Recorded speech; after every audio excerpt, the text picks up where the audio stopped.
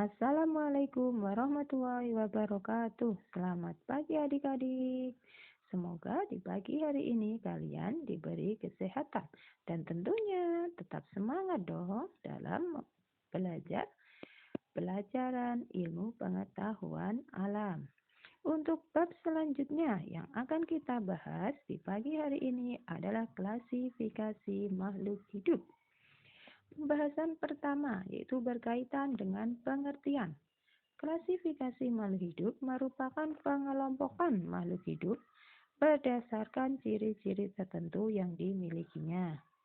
Kemudian makhluk hidup sendiri merupakan ciptaan Tuhan yang memiliki ciri kehidupan. Termasuk makhluk yang tak hidup juga memiliki ciri-ciri kehidupan. Komponen lingkungan makhluk hidup.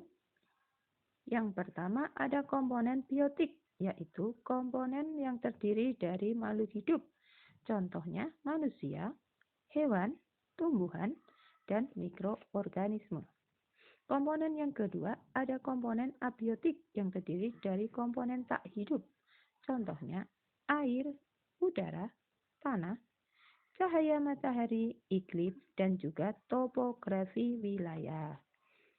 Ciri-ciri makhluk hidup secara umum ada 8. Yang pertama, bernafas. Bernafas artinya menghirup udara yang mengandung oksigen dan mengeluarkan udara yang mengandung karbon dioksida. Alat pernafasan yang terdapat pada makhluk hidup berbeda-beda. Yang pertama, untuk manusia dan hewan darat bernafas dengan paru-paru dan trakea, sedangkan ikan yang hidup di air akan menggunakan insang. Untuk tumbuhan akan bernafas menggunakan stomata atau biasa disebut dengan mulut daun. Yang kedua, bergerak. Setiap makhluk hidup selalu bergerak, baik berpindah tempat atau posisi ataupun hanya diam di tempat. Untuk makhluk hidup yang mengalami perpindahan tempat dan posisi itu ada manusia, hewan, ikan, dan juga lainnya. Sedangkan untuk yang bergerak tapi masih diam di tempat itu ada tumbuhan dan bergeraknya ini mengikuti arah cahaya matahari dengan cara mengarahkan batangnya untuk mengikuti arah cahaya matahari. Selanjutnya tumbuh dan berkembang. Setiap makhluk hidup mengalami pertumbuhan dan perkembangan, ditandai dengan tinggi, berat, dan volume tubuhnya. Contohnya, ketika kamu masih berumur 5 tahun, memiliki tinggi badan yang berbeda dengan tinggi badan saat ini. Peka terhadap rangsang. Setiap makhluk hidup memiliki kepekaan terhadap rangsang yang diterimanya atau yang disebut dengan iritabilitas. Makhluk hidup mengandalkan alat indera yang ada di dalam tubuhnya untuk menerima dan merespon rangsangan yang diterima. Contohnya, tanaman putri malu atau yang biasa disebut dengan nama latin Mimosa pudica yang akan mengatupkan daunnya ketika disentuh.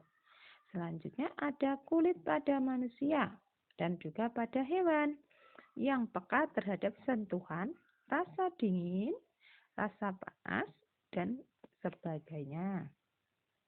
Yang kelima, berkembang biak. Makhluk hidup tentunya akan mengalami perkembangbiakan dan bereproduksi. Tujuannya adalah untuk menghasilkan keturunan atau memperbanyak keturunannya. Selain itu, tujuan dari berkembang biak lainnya adalah agar dapat mempertahankan spesiesnya supaya tidak punah. Yang kelima, memerlukan makanan dan minuman.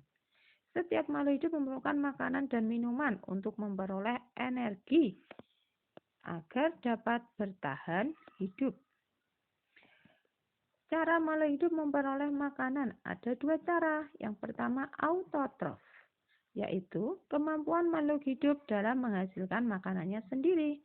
Contohnya adalah tumbuhan yang mengalami fotosintesis. Selanjutnya ada heterotrof, kemampuan makhluk hidup yang tidak bisa menghasilkan makanannya sendiri dan juga bergantung terhadap makhluk hidup lainnya. Contohnya manusia dan hewan. Yang ketujuh, beradaptasi. Makhluk hidup selalu mempunyai kemampuan untuk menyesuaikan diri terhadap lingkungannya. Tujuannya adalah agar dapat bertahan hidup. Contohnya, beruang kutub yang tinggal di tempat super dingin memiliki bulu yang sangat tebal.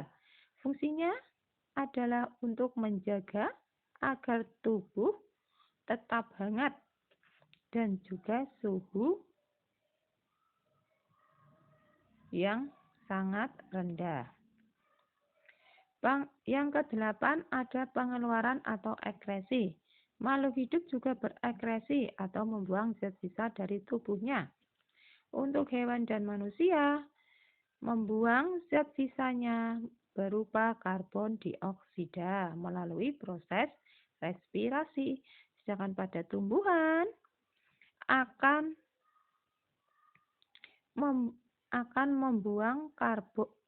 membuang oksigen untuk menghasilkan makanan. Terima kasih untuk penjelasan materi kali ini. Sampai di sini saja. Sekarang saya akhiri dulu. Wassalamualaikum warahmatullahi wabarakatuh.